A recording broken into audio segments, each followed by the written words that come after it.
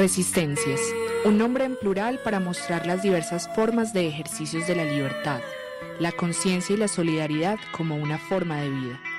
Hágalo usted mismo, hágalo siempre. Queremos conocer. Hola amigos y amigas de Resistencia, bienvenidos una vez más a este programa, una horita un poco más tarde, cuando ya posiblemente estemos un poco más descansados del agite y del estrés de la ciudad y de la semana. Este es un programa hecho especialmente para relatar, reconocer las resistencias que cotidianamente habitan nuestra ciudad. Es posible que hoy podamos hacerle un honor importante al lema de esta emisora, que es "Solo se puede amar lo que se habita". Un personaje de las mayores calidades que nos va a contar lo que ha hecho y deshecho en esta vida.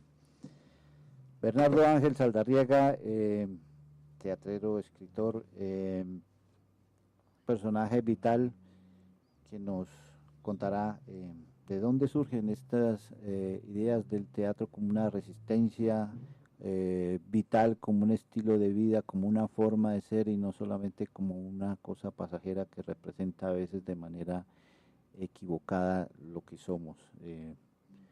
Bernardo, bienvenido a Resistencias. Muchas gracias. Mucha simpatía por esa palabra tan tan bella y a veces absurda, pero tan real, resistencia.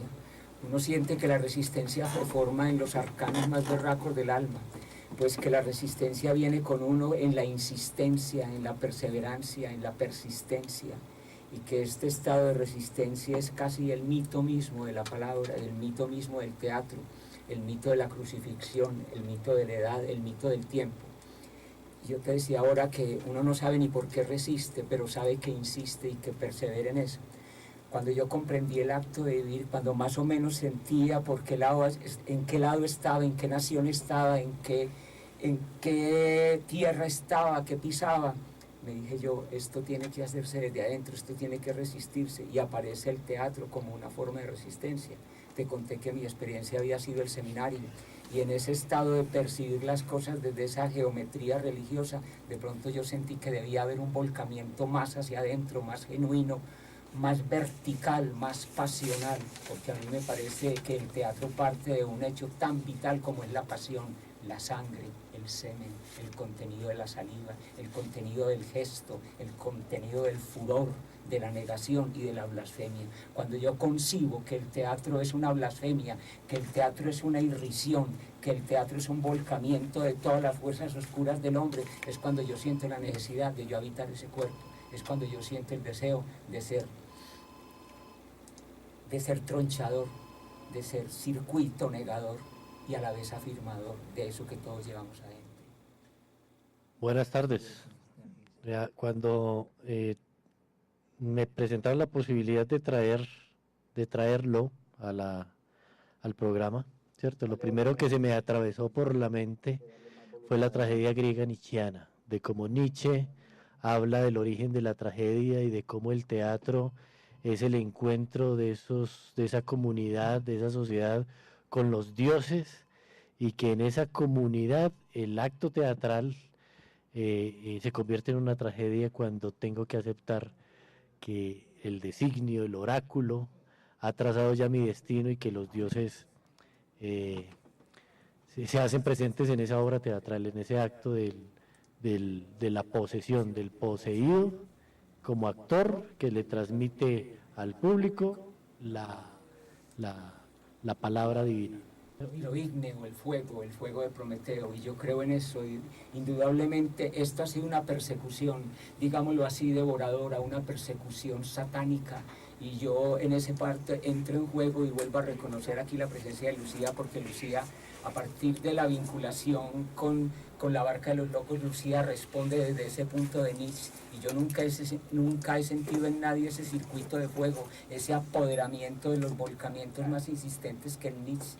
Es para mí, ha sido un acicate como lo fue Baudelaire, como lo fue Nerval, aquí en el campo nuestro lo fue Barbajacov también, Yo me estaba hoy recordando el testamento de Jacob cuando dice: decid cuando yo muera y el día esté lejano, soberbio y desdeñoso, pródigo y turbulento, en el vital deliquio por siempre insaciado.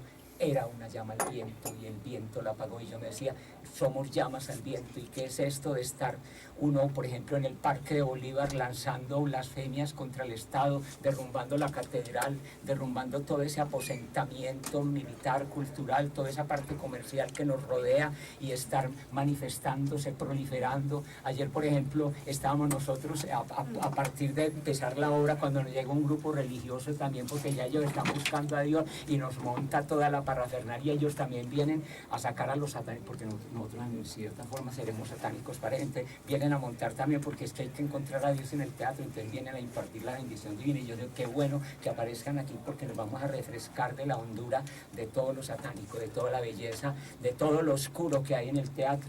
Y entonces para mí era volver a encontrar que esa resistencia, esa perseverancia, lo que te decía ahora, está en el teatro, es la fuerza interior que nos une, que nos carcome, que nos da vida, es la sacralidad, es volver a realizar la misa en escena. Le escuchaba yo en Actor Studios, le preguntaban a un actor, todos los niños de Actor Studios estaban escuchando ahí a un actor famoso y le decían, ¿y usted cuándo aparece en el teatro? ¿Y usted cuándo aparece en el teatro? Le dicen. Y él dice, yo soy irlandés, yo aparezco en el teatro porque es que yo fui acólito, dice él, yo fui acólito desde los 9 años, y cuando uno es acólito desde los 9 años, uno es eminentemente un actor, y eso sentí yo fui acólito desde los 5 años, yo estaba circunscrito para seguir a María, José, a Benedicto, y después me fui al seminario y empecé a acordarme, empecé a encontrar por dentro que todos esos fuegos se desarrollaban y que venía el fuego de la palabra, el fuego de la palabra, el fuego de lo insistente, ¿sí? Entonces yo me planteo haciéndole un primer poema a la Virgen María, nombre de la sinfonía celestial que ejecute el amor de la Augusta Trinidad. Entonces con este pequeño poema ellos pensaron que yo podía ser religioso, pero yo no podía ser religioso. A mí ya me había tocado el mundo de Bergman, me había tocado, antes de Herzog, Pasolini, Buñuel, el de la Dolce Vita. Es que hay que recordar una cosa muy verdad que Medellín. ¿Cómo? Fellini. A uno se le, perdonen que a uno se le viene un torrente de imágenes, entonces yo no puedo ser lógico porque yo no soy lógico. A mí se me corren las circunstancias y las fechas. Entonces esto es una cosa impresionante. Cuando yo entro a Bellas Artes, entro desligándome del seminario y entro a Bellas Artes para hacer arte dramático, porque yo tenía una experiencia dentro que no me dejaba, que me tenía anonadado, que era vivir expresivamente, porque yo había sido amarrado, compulso, así, manejado por una mamá que había que ir a misa, que se sepúltese aquí, que arrodíllese, que párese, y si no se para, entonces yo lo rasgo aquí, porque usted tiene que ir a misa, y entonces yo dije, no, por dentro tiene que resucitar algo, y entonces me voy a Bellas Artes y encuentro allí una comunidad de muchachos que llegaban con las revistas Ecran. En ese momento existía la revista Ecran, que era una revista de cine, y venía todo el cine francés, venía la época de Jean-Paul Belmondo, la época de Alain Delon, la época de Brigitte Bardot, venía la época de Fellini, venía la época de Michelangelo Antonioni, ¿sí? Y es la época en que aparece un personaje junto al Colombo americano que monta una academia de cine y pone discípulo o camarógrafo de Michelangelo Antonioni. Entonces yo les digo a los muchachos de Bellas Artes, llegó el berraco allí, porque nos vamos a ver, ya llegó hermano, discípulo de Antonioni. Entonces estoy, ¿cómo así, hermano, que discípulo de Antonioni? Y así, nos vamos todos para allá, y entonces nos envuelve y monta todo. Cuando a los 8 días todo medio Medellín estaba allá, todo el mundo con cámaras así improvisadas, y uno decía barroco, y eso era todo el mundo de la Nacional, todos haciendo un spleen teatral allá y montando todo. Y yo, no, pero eso era encantador de fatuo, era la fatuidad más berraca, todos posando. Y yo decía, eso era ya el encantamiento de lo que iba a ser este Medellín de la cultura, este pasaje tan berraco que es este pasaje de spleen, ¿sí? Entonces todo eso a uno lo va determinando, a uno lo va circunscribiendo, y llega la película en ese momento la película prohibida en ese momento, La Dolce Vita, y prohibida para todo católico en Medellín, prohibida para todo católico, y nosotros en Bellas Artes. Yo no pude ir porque no tenía era con cédula de ciudadanía para mayores de 21, ¿cierto? y la presentan en Guayaquil en un teatro que se llama el Teatro Colón, que queda al frente del Teatro Balcán. Allá se fue todo medio Medellín, todos los católicos también que vivían se fueron a ver la película. Sí, era asombroso. Entonces uno viene bañado por una cantidad de circo, era un circo, sí, y estaba el Teatro Junín y venían las compañías, o sea que era aquí un reguero de cosas que uno tomaba y transponía, y a la vez encerrado en este pequeño monasterio donde habitaban todos los masturbadores y los masturbantes, y uno se metía a un cine, lo tocaban, bueno, esto era una ebullición, la verdad. Entonces, ¿cómo no iba a ser uno teatrero? ¿Cómo no iba uno a poner resistencia? Yo no estaba enclavado en una mentira como esta. Entonces, sale uno ahora al parque, ¿cierto?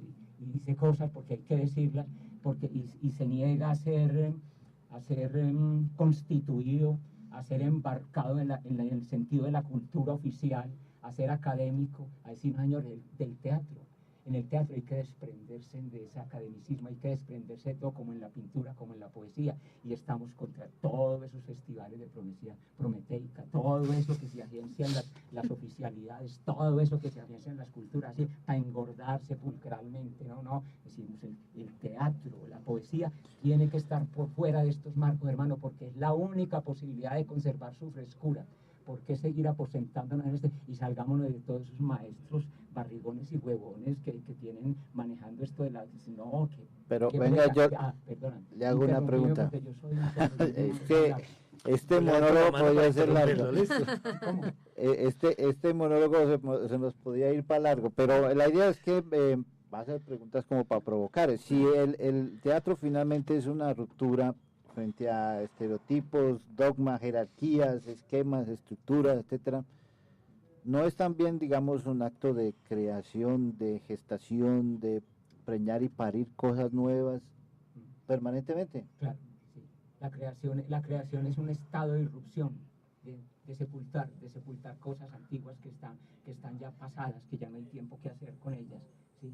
Entonces necesitábamos una dramaturgia distinta, bajo parámetros distintos, ¿sí? Y habíamos retomado puntos de dramaturgos, como ya te decía, estaba Yenel, estaba Ionesco, ¿sí? Pero aquí, por ejemplo, no hemos pasado de Shakespeare, no hemos pasado de lo mismo, no hemos entrado a cuestionarnos la cultura, ¿sí? Y todavía seguimos pegados a Carrasquilla, seguimos pegados a Fernando González, ¿sí? A todo, y no hemos irrumpido, no hemos cristalizado, no hemos agripado, no hemos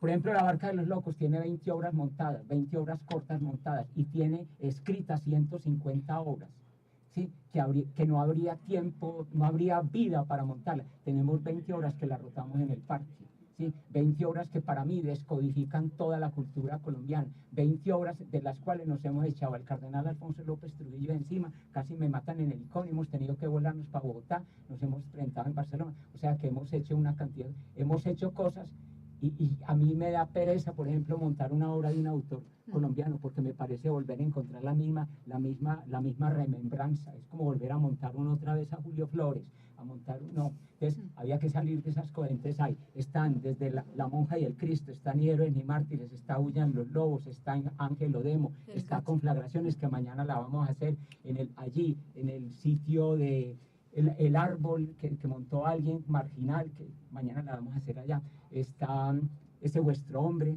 está Mujer de Magdalena, actriz de Arrabal, que es una imprecación contra el movimiento oficial, contra todo, está Los Ermitaños, está Dentellado, o sea, que están los monólogos, y por acaso porque yo tuve también acaso de hacer un teatro del otro lado, montar a Chejo, estuve con el TPB montando Volpone, me escapé de todos esos anillos. La historia del zoológico. Sí, la historia del zoológico. Yo también fui bueno, yo también me comporté, hermano, yo me acicalé, yo también me senté en pero ya no soy capaz de sentarme, ya no soy capaz de oír nada de las campanas oficiales.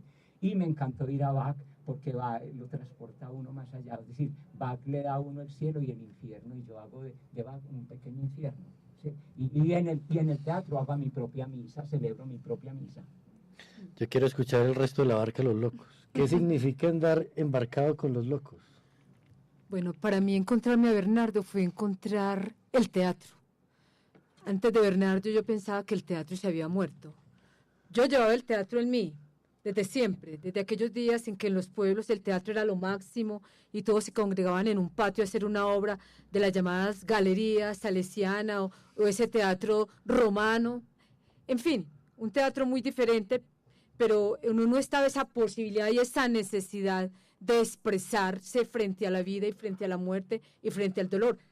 Yo estoy convencida de que el teatro es una vocación a la cual uno se abre y se encuentra kármicamente el personaje que le va a revolcar, que lo va a revolcar y que le va a permitir encontrar esas rupturas y encontrar esas respuestas que uno anda buscando.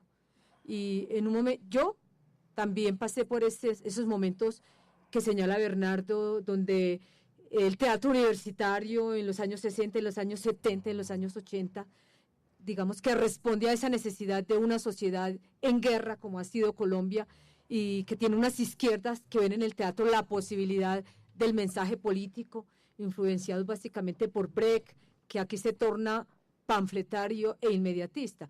Cuando me encuentro a Bernardo y le veo ni héroes ni mártires, y veo que no hay, que el actor, en este caso Bernardo, que además escribe la obra, parte de su cuerpo, que arriesga, que convoca a los espectadores a un acto difícil, que lo lleva a participar en la escena. Ese día él me toma a mí. Y yo digo, ¿qué es esta? Pues y que veo incluso que cuando yo hablo de la posibilidad de llevar a la barca de los locos a un apartamento, ya comienzan compañeros a decir, uy, la barca es peligrosa, no lo lleve. Yo me preguntaba, ¿pero qué es lo que harán? No me importa, pues a mí me interesa es la acción teatral. Y si un hombre me dice que hace teatro en cualquier espacio, yo dispongo de un espacio en ese momento, hagamos la obra. Desde el momento en que yo veo esta obra, para mí es una alucinación, porque yo siempre pensé desde niña, pues desde que sentí que en mí el teatro bullía, yo sentía que no cualquier texto lo lleva a volar y que no cualquier texto enfrenta el medio, no cualquier texto lleva el mito en sí mismo. No cualquier texto es capaz de enfrentar una sociedad y decirle sus verdades, porque para mí la sinceridad es básica en el teatro, y por primera vez yo me encuentro a un hombre sincero que arriesga su vida, que arriesga su comodidad, que ha roto con la posibilidad de ser un actor famoso, porque él las tenía todas. Él fue famoso entre comillas. Entonces yo veo que alguien que es capaz de eso, yo cuando lo veo a él siento la impregnación y siento una fuerza de tamaño mayor. O sea, para mí, digamos que es la recuperación del mito. Para mí es la recuperación de lo que hablaba el compañero, de la tragedia, pero en la visión que corresponde a este momento histórico. O sea, no es el medio el que está reclamando este teatro. Yo veo que el teatro que él hace es un teatro eficaz en el sentido de removernos, porque que toca, que convoca, que arriesga, y que hay sinceridad, hay pasión, hay fuerza, y además uno no sale, uno como espectador. En ese tiempo yo fui espectadora y yo no fui la misma. De hecho, yo dejé todo lo que tenía, como diría el cristianismo, déjelo todo si quiere estar con este teatro. No empiece a buscar ni fama, cuando ni uno comodidad. encuentra respuestas en el teatro, dices, a todo lo que estaba buscando, no empieza como a inaugurar una nueva fe, una nueva iglesia, otra religión, a pontificar. No, porque este teatro es la contradicción en marcha, es la dialéctica. La angustia permanente. La angustia permanente, la la negación perpetua, nada permanece. Es lo Empezando por el hecho de que hay que aprender a hablar, hay que volver a nacer, y siempre tenemos que morir. La obra, si yo la hago hoy, Conflagraciones, que la vamos a hacer mañana, esa obra que la hicimos el jueves en el Parque de Bolívar, no será la misma obra. Yo no puedo ir, aunque tenga el vestido negro, el mismo vestido me lo pongo. Bernard está haciendo de personaje marginal de un teatro que se hace con lo mínimo. Sin embargo, yo no puedo ser la misma. Mi cabeza, mi cuerpo, todo es una entidad cambiante. Y los textos de Bernardo son cambiantes.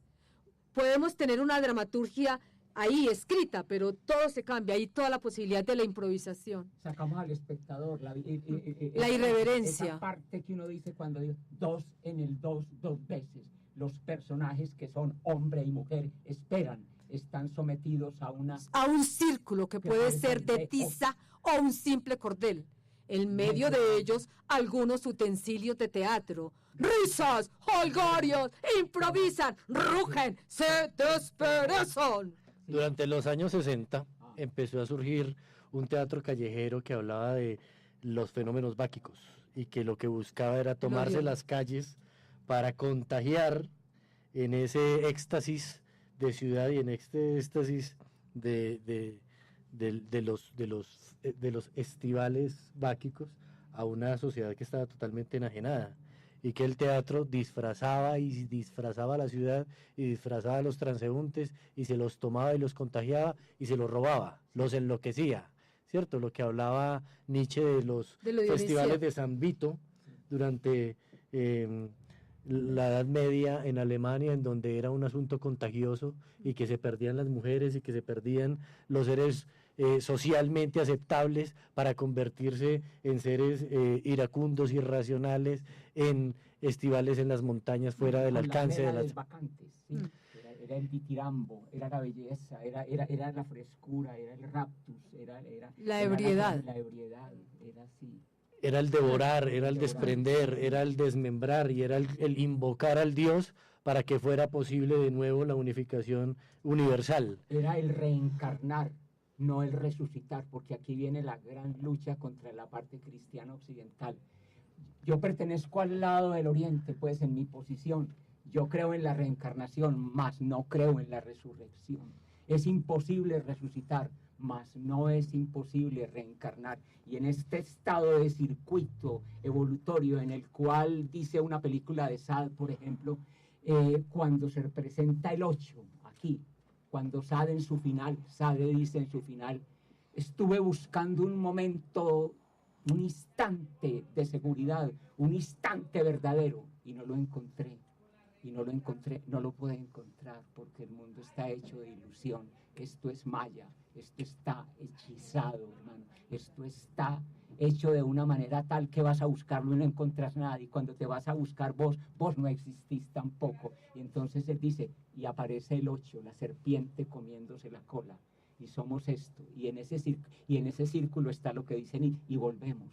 Y volveremos. ¿Cuántas veces? Yo no quiero volver más a este fuego, a este llanto. Sin embargo, por dentro sé que volveré tantas veces como me toque volver en la desaparición de este cuerpo, que a la hora de todo es tránsfuga. Y es aquí donde uno recupera ciertos latidos que para mí son fenomenales, que son las partes del Mahabharata, del Bhagavad Gita, de los Vedas, de toda esa imaginería, de todo ese mito, donde las serpientes se comen, donde los animales transgreden, donde la verdad aparece y la verdad es una mentira. Es el enaltecimiento del misterio y de lo tránsfuga y de la palabra, volver a la palabra y reencontrar la palabra. A mí no me interesa saber muchos idiomas, porque sé que en uno encuentro todos los idiomas, en un lenguaje descubro todos los lenguajes, en ser hombre descubro que soy mujer, y en ser mujer descubro que soy hombre. Entonces en mí están todas las posibilidades, y es eso lo que lo habilita a uno para poder sentir la transgresión. Sin transgresión no hay arte, sin transgresión no hay arte, sin transgresión para mí no hay vida. Pero la transgresión es un rito, y ese rito es interior. ¿Será que podemos hablar de un mito latinoamericano fundador de estas sociedades que lo podamos rescatar mediante la escena de la dramaturgia del teatro? Pues yo pienso que cada ser está abocado a encontrar sus propios mitos. Yo, por ejemplo, he encontrado que Bernardo en todas sus obras es lo que desarrolla, que es lo mítico. Lo mítico es lo que nos traspasa, lo mítico es lo que nos agiganta, lo mítico es lo desconocido. Pues lo mítico no es lo que nos dicen que es mito, sino que en la medida en que logramos soñar lo imposible, eso es un gran mito. En la medida en que logramos romper las vertientes religiosas que nos están dando por ciertas, las vertientes políticas que nos dicen que debemos seguir, en esa medida estamos encontrando nuestro propio mito. Yo creo que más que transponer los mitos ya creados, se trata de hacer de nuestra vida la posibilidad de encontrar lo grandioso, lo que nos avasalla, lo que transpone lo racional, porque el mito no es más que eso, encontrar ese inconsciente colectivo de que hablaba Jung. Y yo he tenido Pero la también suerte. es lo primigenio. Pero es que lo primigenio siempre está. Lo fundacional. Lo fundacional etcétera. está en cada uno. Es que no tenemos necesidad de las leyendas escritas que ya están ahí, que entonces debemos la parte folclórica. Yo diferencio mucho internamente lo que es el arte de lo que es el folclore, lo que es la cotidianidad de lo que es la creación, lo que es lo individual de un colectivo que el actor puede crear partiendo de su individualidad. Yo pregunto si entonces el arte crea, pare, es fundante, entonces, de nuevos mitos, o más bien revive, realza, Reactiva, expresa, símbolos. expone esos mitos, digamos, y lo mítico que tenemos los seres humanos, ¿cierto? Permanentemente, pero que es común, genérico, ¿cierto? Genérico. Universal, Genético. eterno. Sí, yo por ejemplo me remito Genealógico. como partículas, retomo algo que siempre lo hemos tomado. Nosotros partimos de encender unas velas, por ejemplo, toma un ritual, encender unas velas. Yo sin velas no puedo aparecer. ¿Por qué? Porque la vela ha estado muy metida adentro. Y nosotros fuimos los primeros como grupo de teatro en crear la vela en Medellín. Hoy todos llevan velas en las salas, todos ponen velas y hacen altarcitos a la huevona y son marxistas. Bueno, entonces, así, todos juegan, son marxistas y tienen carro y todo lo demás, tienen todas las empuñaduras de las desgarraduras. Entonces, volvemos a retomar la vela. Yo tomo el incensario, porque para mí es muy importante el incensario, porque el incensario es una parte del ritual. Es una liturgia, vos tomás el incensario. ¿Verdad? Así, sí, yo estoy viendo la idea de usted en micrófono. Sí, pero listo. Vos tomás el incensario y para mí es volver a recuperar la presencia de esto, el llevarse para allá y el encontrar aquí. Entonces nosotros tomamos el incienso, prendemos las velas y la gente dice, están como en Navidad, bueno, no sé qué, bueno, cualquier cosa. Y es a partir de ahí que la gente se va congregando, por ejemplo, en el Parásito, nos vamos congregando, luego hay esto, el ritual, porque a mí me enseñaron en el seminario que hay que coger el incensario así, manejarlo así, 1, 2, 3, agachísimo en tico, toda esa corporalidad. Y que no hay mito sin rito, ¿cierto? Porque parece al Papa Francisco. Esa parte del Papa Francisco que está volviendo a recuperar otra vez la pobreza mentirosa, pero bueno, ¿qué le hace? Entonces, eso, y luego la repartimos a los pueblos, le echamos incienso a todo el público, luego viene esto, y empezamos a trabajar con ese elemento que es un rito, lo empezamos a desmoronar, y ese elemento se va desmoronando en una especie de ritual, cuando empezamos, por ejemplo, con los ermitaños, ¿sí? Cantando ¿quién cree en ti, Señor? No morirá para siempre. El destino del pecado es la muerte y por dentro la condenación a la tierra. ¿Quién cree en ti, Señor? No morirá para siempre. Letanías en honor de todos los santos. Santi omni et arcangeli orate pro nobis. Orate pro nobis. Sante beata Virgine Immaculata, orate pro nobis. Sante imaginativa vite. Orate pro nobis. Dos personajes. Dos pájaros de breve encanto. El campo lo será total. Ermitaños dicen en misa. ¿De qué lado llega el viento? No llevaremos ropa, eso es todo. ¡Ah! ¿Qué dirán si vienen tanto? ¡Ay, maquinen lo que quieran! ¡Te pudres a ojos vistos! ¡Saca tubo! Lo tengo alerta, listo, quieto, en la piedra tufo, tufa. Veleta, corderito, el culo arisco. No bajaremos hoy a misa, tendremos ardentales. Pero nada, para nadie, para alcanzar la filigrana. Extranjero, trae al que sabemos. Culea, santo ándaro, a tiempo mismo. Empalados patrimonios, moriremos a ojos vistos. Potrillos encalados, hadas decisivas, odas permisivas. Muerte, muerte, ¿qué hay con eso? Hoy es una pena, mañana una condena. Invitados a morir, decaigo en el celaje, mejor en el cobijo. Anatomía de cuerpos reventados, marrulleros, chichicolo. Que deje el teatro, que me ampute el corajudo, que diga. vida, has terminado. ¡No pelo! ¡No puedo! ¡Háblame el contrato! ¡Contamíname! Muéleme, soy marica. ¡Ramero Tesa! Pronto, pronto, ladrón, ladrón, ladrito. ¡Arrecia mucho, mucho! A los que sin vernos vieron, patraña, araña. Bueno, ahí están partes de los textos que se van enrejillando y vos ves que no son textos lógicos, sino que están hechos de unas membranas que para mí están entre el absurdo, en lo kafkiano, pero están también en la ridiculización, en la ironía y en la blasfemia, que es la parte más bella. Es que la Iglesia nos devolvió que podemos ser blasfemos, porque es que tanta liturgia nos hace blasfemos. Déjenos entonces invitar aquí una amiga que ustedes nos habían sugerido, a ver si ya está lista doña Janis Joplin. A ver si nos complementa este fragmento que ustedes acaban de Este fracaso con nosotros aquí.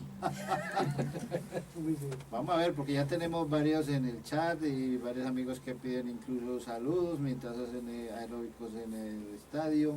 Doña Yadira y doña Mónica Suárez. Viéndolos, ¿cierto? Ahora el comentario que le hacía era, me recuerda a Klaus Kinski, ¿cierto? Y cómo en su mundo de actor y en su mundo de meterse con sus personajes, de ser él para ser personaje y de ser él y pensar ya no como personaje sino como un ser poseído. Hay un documental en donde Klaus Kinski se encierra yo no sé cuántas semanas en un cuarto lleno de hojarasca para poderse transformar en un ermitaño, y al final cuando el director le dice, bueno, ya está listo pues para salir, el tipo termina agrediéndolo y casi que mordiéndolo, ¿cierto? Entonces, ya está tan poseído que pierde contacto con su ser de actor, con su ser de profesión, y ya es el personaje, ya es el... ¿Qué tan cercano es Klaus Kinski a usted, maestro Bernardo? No, mucho. Yo no lo vine a descubrir en un momento en que se cruzaron corrientes. Pues una vez me encuentro con Aguirre o la aire de Dios. ¿Sí? A mí ya me habían dicho, Bernardo, hay algo en el ritmo tuyo, en la actuación, que se parece mucho a Kinski. ¿Sí? Pues yo nunca me parezco a ningún actor, yo no soy, ni me siento actor, ni buen actor, nada. Me parezco emocionalmente, yo soy un ser crispado, emocionalmente crispado. Ayer me decía Gustavo el Amaquero, que dirige el programa En defensa de la palabra, con la cual hemos hecho algunas cositas ahí en la emisora de la Universidad de Antioquia, que a veces le hacemos temblar las cargaderas de la emisora también de la Antioquia, en el sentido de universidad. Me decía, es que vos sos un desesperado. Yo le decía así, y me pongo a meditar y la palabra es esa, soy un desesperado porque yo no me he encontrado, y qué pereza haberme encontrado. Entonces, en ese punto yo creo tener circuitos con Kinski, y luego me pongo a analizar fenómenos así. Yo digo, sí, a mí me atrae enormemente la crispación de Kinski, y en cierta forma he podido seguir eso, y me he encontrado con ese otro video donde Kinski y Herzog casi se matan, ¿sí? Porque los entrañables amigos... Fisgarraldo y el Amazonas. Sí, que fue eso, donde le dice Kinski, usted, yo me voy de aquí, yo dejo esta filmación. Y digo, ¿cómo así que usted deja esta filmación? Y coge y dice, si usted se va, le mete un tiro. Usted no nos puede dejar la película empezada. Y empiezan una crítica con el otro, y se enfrascan a uno de los trabajadores que iba, un boliviano, un peruano, le descarga la espada, casi le abre la cabeza.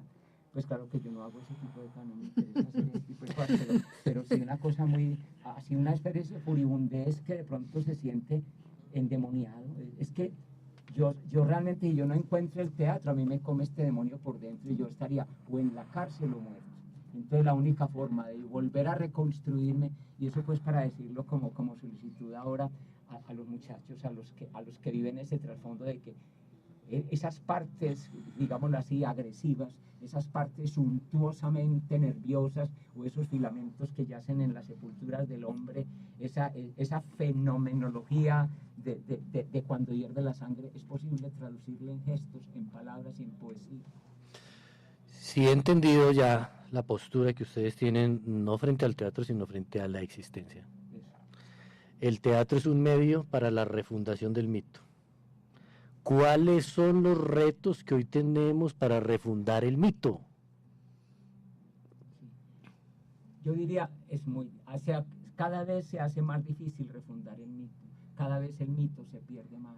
en esta varaunda de apariencias y de conjugaciones, y con la llegada del internet, y con la llegada de toda esa membrana, el rito se va perdiendo, se lo van cambiando a uno, las culturas se las van cambiando, le van transformando los fenómenos, le van haciendo sentir cosas que no.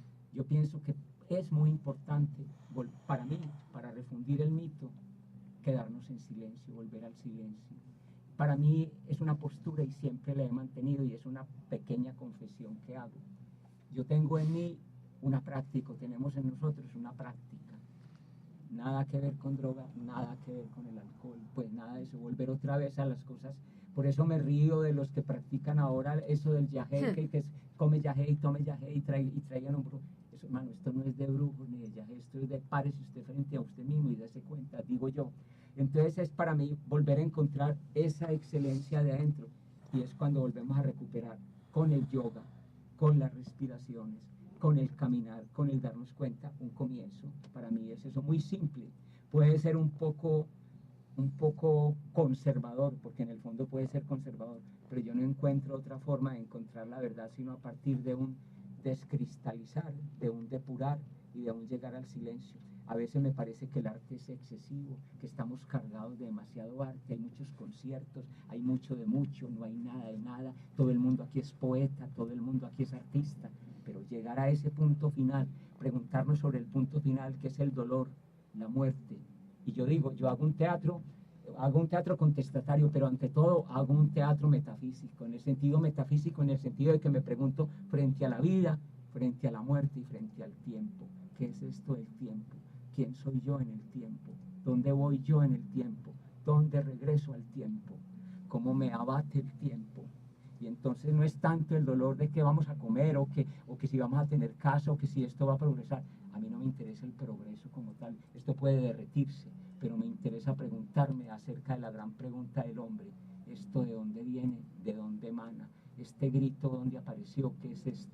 Pero esa angustia existencial, metafísica, finalmente no lo lleva a uno a encontrar esa dimensión espiritual. Puede que no sea religiosa, creyente, confesional, pero es en última la esencia, mística, la trascendencia del ser humano.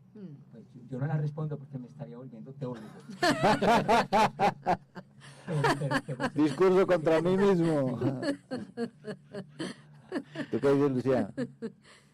A ver, yo pienso que estamos convocados a la eternidad, estamos convocados a una gran pregunta, como decía Bernardo ahora, estamos convocados a sentirnos, estamos convocados a encontrarnos y a perdernos, porque esa es la vida, encontrarnos y perdernos.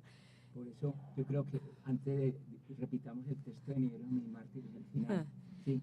Creemos en un mundo sin santos, sin mártires, sin héroes, sin miedo, sin valentía, sin misterios impuestos, sin culpables y sin inocentes. Toda esta caterva de impúdicos cobran su precio muy alto. Porque donde hay santos, hay desconciertos de impuros, donde hay mártires, hay sangre de inocentes, donde hay héroes, hay vencidos, donde hay plegarias, hay maldiciones. La tierra se purifica cuando la hayan abandonado los santos, los mártires y los héroes. La santidad a nuestra escala es la esencia de la estupidez, pero con aureola. Este es el final de una obra que tenemos que se llama Ni héroes ni mártires, donde me parece que reflejamos el mito del tiempo, el mito de la muerte, el paso de todo esto. Sin boleta, sin pasaporte, sin certificado de antecedentes judiciales, etcétera, ¿cierto? La obra de arte es un fenómeno insoportable, y nunca terminado y nunca culminado. Ahora estamos llenos de arte consumible, comprable, desechable, ¿cierto? La verdadera obra de arte consume, destruye, pero también refunda, ¿cierto? La forma en que ustedes conciben la obra de arte, el teatro en sí, o lo que logran con sus espectadores, lo que logran en su transformación personal y metafísica, como lo nombraban ahora, va más allá de la obra de arte como la sentimos hoy. Yo sí creo, y en ese sentido, nos podemos decir que hacemos antiteatro. Ajá. ¿Sí? No hacemos el teatro común. nosotros partimos de una escena, como dijéramos, sí, una escena, pero nada hay preparado, no está ensayado de tal manera que Lucía se comporta así, no. Lucía tiene una libertad para moverse como personaje y yo dentro de ese punto la encuentro en ese punto en que ella se pierde y yo me pierdo aquí y de pronto nos encontramos en una infestación sepulcral o de oscuridad total y ya no hay la figurita creada para... Sí, ya no es la composición, la estética por la estética. A la hora de la verdad la estética se va, desaparece. Queda la verdad, que para mí es la suprema estética, la verdad, lo sin fondo. Eso que llama el budismo tan bellamente el vacío. Se han enfrentado en escena a fenómenos que no esperaban y que han quedado perdidos en ella. No, perdidos no, pero nos han pasado unas. Cuénteme una. Es que han sido tantas, por ejemplo, en Bogotá. Por ejemplo, a Lucía le iban a ahorcar en una función. A mí me cogieron en una de obispo. Bueno, han pasado en Fredonia. A mí me iban a matar en Fredonia, por ejemplo. Pero no al revés, digamos, que la gente termina metiéndose en la obra, hace parte de, También, se encuentra allí. Decir, claro que sí. ¿Cómo De sacarlos hecho, después de esa? No, Es decir, no aquí termina el sacarlos. acto. No hay que sacarlos. Si ha habido sinceridad en la participación, el espectador quedamos unificados. Ahí no hay separación de que actores y espectadores. Pues, ya sentimos la cercanía total con ese ser que estuvo a nuestro lado. En el Parque Bolívar, y estos días estábamos reflexionando sobre personajes que fueron ocasionales, digamos voluntarios, espontáneos, que participaban en las obras. Y alguien de la Argentina nos preguntaba sobre qué personaje nos habían marcado dentro de esas participaciones espontáneas que se han dado a lo largo de estos años, y yo mencionaba 3 personajes en ese artículo que pasamos a un compañero que está en la Argentina, que también fue actor. Y yo le mencionaba un chocuano, Nereo, le mencionaba también a un personaje de Castilla, Yayo, y le mencionaba a un marquinal con el cual se vivió una experiencia tan hermosa de hacer fin a lo bonito y sentir que él, que la obra que estábamos representando era para él, que era un homenaje que inconscientemente Bernardo le hacía a todos los marginales, pero que se encarnaba en ese momento en ese ser, un ser que ya murió, un ser que le tocó presenciar ese momento en que se hablaba de la llamada limpieza social, donde mataban toda personaje que se acostara en un zaguán, que estuviera en la calle, que no les gustara, a esos personajes de la noche que pasan en sus motos o en sus carros, dando bala, como se dice acá en Medellín. Nereo, el chocuano, también fue un personaje que se entregó en el Parque de Bolívar, que hacía que la obra subiera de tono, que con él pudiéramos arriesgar acciones que nunca pensamos se pudieran hacer. Lo mismo el personaje de Castilla, un personaje que donde llegaba convulsionaba. Él quería siempre estar con nosotros y aprendía los textos. Él se murió, se ahorcó una tarde cualquiera frente a su madre y se murieron los dos, a la madre de un infarto y el barrio todo se paralizó frente a ese insuceso, lo acompañaron porque era un ser que representaba la solidaridad dentro de su movimiento en el barrio. Entonces fueron personajes que se encontraron con nosotros y nos dieron todo su ser y nos marcaron. Porque ¿Cómo se entiende la muerte ya ahí, digamos, en el teatro, en la vida misma? Un fenómeno insoportable. No siempre se está muriendo. Uno sale a escena y se muere. Y uno dice, ¿seré capaz de volver? Pues uno sí. Pero cuando él ya no está, es decir, se convierte en mito, es una nostalgia, un recuerdo. Pues yo pienso que es todo eso. Esos personajes que lo siguen acompañando en el recuerdo están vivos. Ellos no se han ido.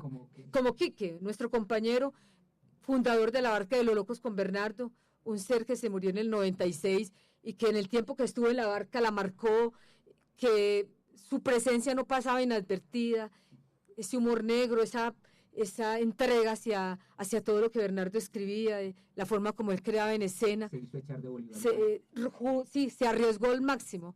Fuimos a hacer unas funciones en la Pontificia Bolivariana como hacia 1986. Hicimos una obra que fue censurada acá desde que la hicimos, Aúllan los lobos. Bernard y yo hicimos Aúllan los lobos y él hizo con otro compañero que tenía en ese momento, Ni héroes ni mártires. Y fue suficiente para que él, que estaba estudiando periodismo, lo sacara. Estudiaba comunicación social y voló. Y de hecho nosotros hemos sido censurados desde que la barca empezó. Yo no estoy con la barca desde el 75, que fue el momento en que Bernardo empezó con otros compañeros. Yo asumo la barca en 1981, cuando Bernardo regresa de Bogotá y me lo encuentro y siento que esto es lo que yo quiero hacer, y ya llevamos más de 30 años en este navegar sin arribar a ningún puerto y esperamos no llegar a ningún puerto. Yo quiero como describir la sensación que tengo, ¿cierto? Estoy totalmente tenso, ¿cierto? Totalmente tenso y que esta cascada de fenómenos sobre los cuales podemos hablar, yo no quiero que termine en este programa, sino que nos pudiéramos colocar unas pautas para hablar, ¿cierto? Porque si soltamos y soltamos y soltamos, quizás los oyentes no nos alcancen a captar absolutamente el contenido de las. Yo quisiera proponerles en los próximos encuentros asuntos sobre el mito, ¿cierto? Mito y sociedad, es decir, cómo si nos atraviesa, así no los comprendamos, así no los entendamos, así no la racionalidad nos venda otros mitos oficiales y que por debajo están rasgando otros subterráneamente en el inconsciente y que nos hacen comportarnos como lo hacemos. Yo quiero proponerles el teatro y la obra de arte como hecho, yo no sé si se ha atrevido como lo voy a nombrar, es decir, la misa, como usted lo nombraba, era un acto teatral y el teatro será un asunto místico que refunda en cada presentación un rito, ¿cierto? Entonces, yo pienso que lo uno tiene de lo otro y son en sí mismas lo mismo, ¿sí? Entonces, hablar del rito y el teatro y hablar del teatro como rito. Y yo quisiera hablar de los fenómenos políticos de nuestro país, ¿cierto? Como fenómenos míticos. Les propongo esas tres cositas para que empecemos a plantearnos charlas de aquí en adelante hasta que nos aguante y que podamos desarrollarlo en este programa. Sería los viernes. El viernes próximo a las 6 de la tarde en este mismo espacio. Pero, ¿por qué no nos damos un pequeño, digamos, abrebocas para esa próxima? Que hemos hablado tanto sobre ese tema de la angustia, del dolor. Pregunta como por otra cosa que no es lo que vemos, lo que sentimos. Eso de encontrar respuestas. A veces, si el teatro llega a esa dimensión, digamos, de lo que está oculto y que finalmente uno lo logra ver y percibir, eso no es todavía mucho más angustiante, más desesperante, más desencantador, más fatal, que precisamente finalmente uno encuentra otra opción, digamos, que la de abrirse de este parche. Sí, no, el hecho sería desencantarnos de toda esta naturaleza ferviente. El desencanto sería la verdadera alegría. La verdadera alegría, sí. Salir de esta cárcel, de estos hierros en que el alma está metida. Sí, eso sí. Yo sí creo. Yo creo en un es una liberación. Total, en un desencanto total, sin nada, sin nada, aunque sigamos sin nada. Pero hay que volcar hay que arriesgar para mí, quitarnos esa metodología de que siempre estamos, que si damos 2 pasos seguramente allí tiene que haber linterna, ¿no? Avancemos y que venga la oscuridad si se quiere y de pronto aparece otra cosa. Yo no sé, pero puede aparecer otra cosa. A mí me da la sensación de que hay luz en la oscuridad. Y esto puede ser un poquito, tal vez, atávico decirlo, y lo digo sin miedo, porque yo en los momentos más desesperantes, más oscuros, he visto de pronto encontrarme con algo, con una fundamentación, con un sentir, con algo que yo digo, bueno, es que aquí hay algo. Yo no lo puedo describir, pero aquí hay algo. Entonces vuelvo a encontrar ese fenómeno tan extraño, es que todo lo que estoy ya negando allá, de pronto se me aparece una cosa y me dice, ¿y qué? Esto no lo puedes deshacer. Esto está de tal forma indicado que esto no es de... Y es que yo no busco deshacer esto, yo busco, entonces me quedo así, me quedo expectante, entonces viene una duda, me crea una sinuosidad, y eso me parece lo más encantador, sentir que uno pierde todos los valores y todas las preconcepciones que uno tiene, me parece asombroso, y eso me parece un acto poético. Es volver a reencontrar la libertad en eso, la libertad religiosa en la poesía.